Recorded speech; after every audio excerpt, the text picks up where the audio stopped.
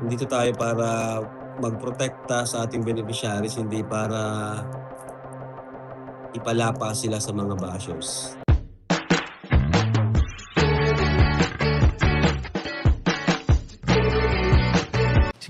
Si Kuya Jens, ano yan, reactor natin yan. Official reactor. Hello mga kalingap, magandang araw po sa inyong lahat, this is Kuya Jens and welcome back po sa ating YouTube channel. Sa mga bago lang po sa aking YouTube channel, huwag niyo pong kalimutang mag-subscribe at click the bell button para lagi updated sa ating mga bago upload na video. At huwag po natin kalimutan suportahan ng Butim Kalingap sa pangunguna ni Kuya Val Santos Matubang, Ate Ed the Vlog at syempre Kalingap Rob.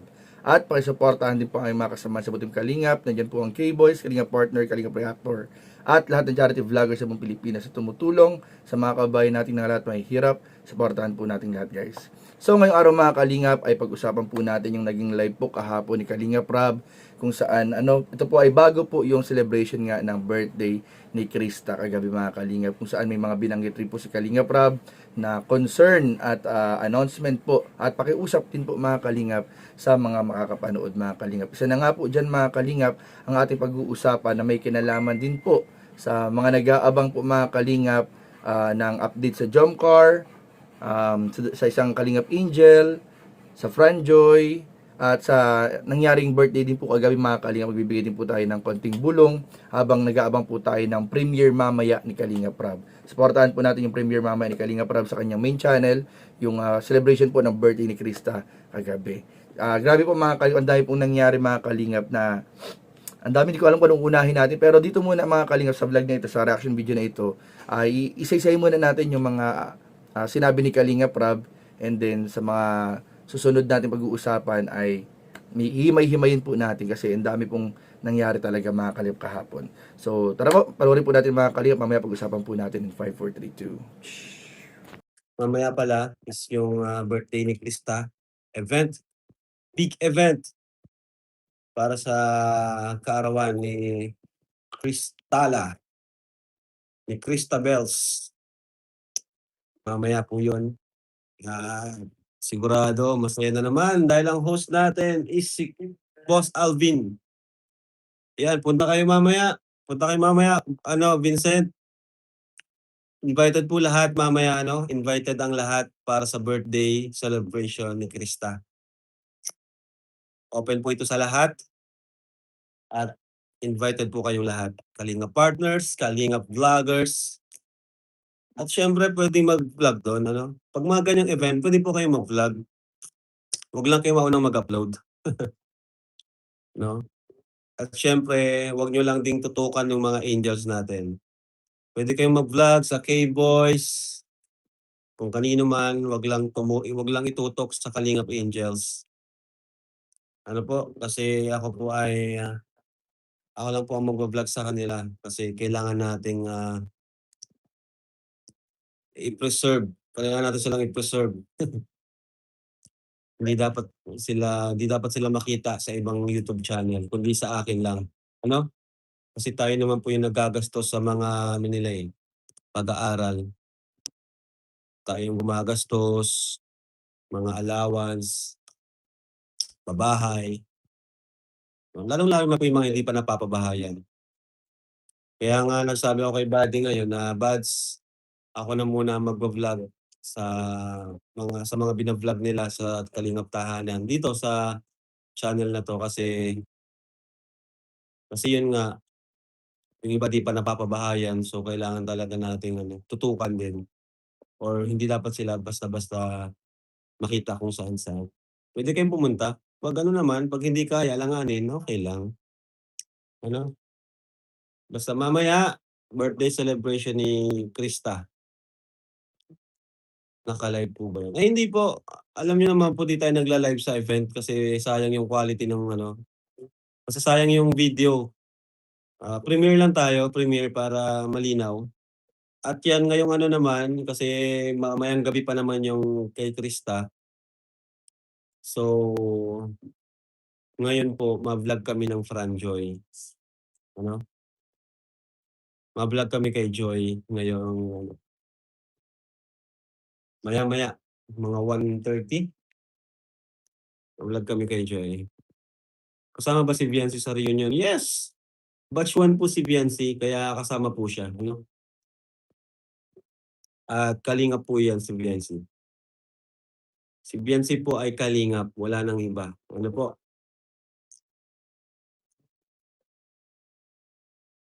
And yun nga po, nakapag-live rin ako kasi gusto ko lang din pakiusap sa inyo na, 'di ba nga po nagsabi na tayo na 'wag i-topic ang family ni Biancy sa mga live natin, ano, lalo na kung nababash sila sa live natin.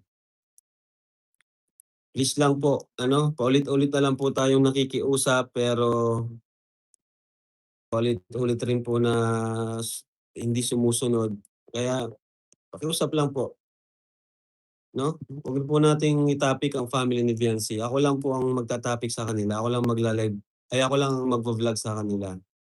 Kasi nandito tayo para magprotekta sa ating beneficiaries, hindi para ipalapa sila sa mga bashers.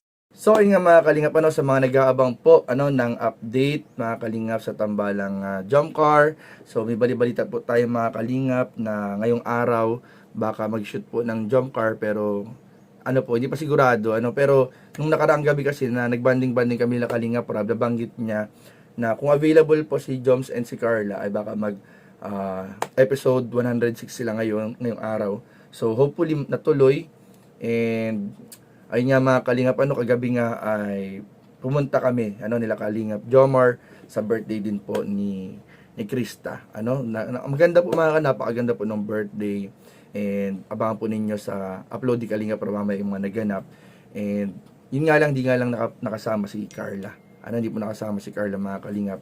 And maraming angels din po ang hindi nakadalo, may mga cables din po hindi nakadalo. Pero ganoon pa man, napuno po ng tao yung venue.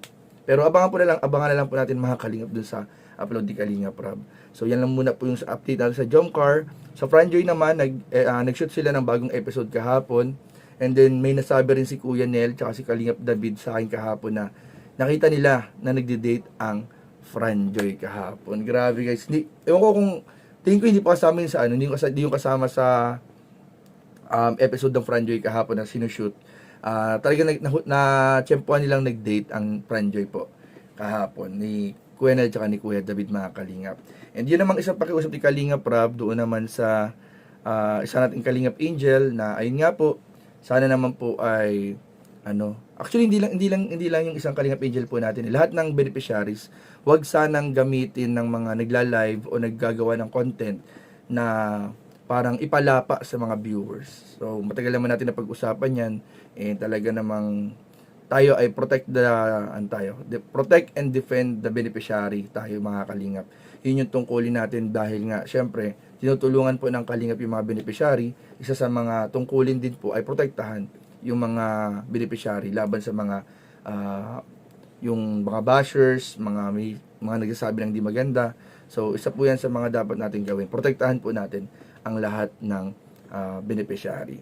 So abangan niyo po mga kalingap dahil meron po akong mga topic pa mamaya pag-uusapan. May mga himay-himayin tayo mamaya kasi may mga nangyari na naman po mga kalingap. Ayoko na sana patulan pero hindi kasi pwedeng hindi patulan mga kalingap. Basta mamaya abangan po ninyo mga kalingap. So yun lamang po muna sa ngayon, at magpapadala lang po ako ng mga orders ko. Salamat nga po sa mga order ng Kuya Jens Bread Spread.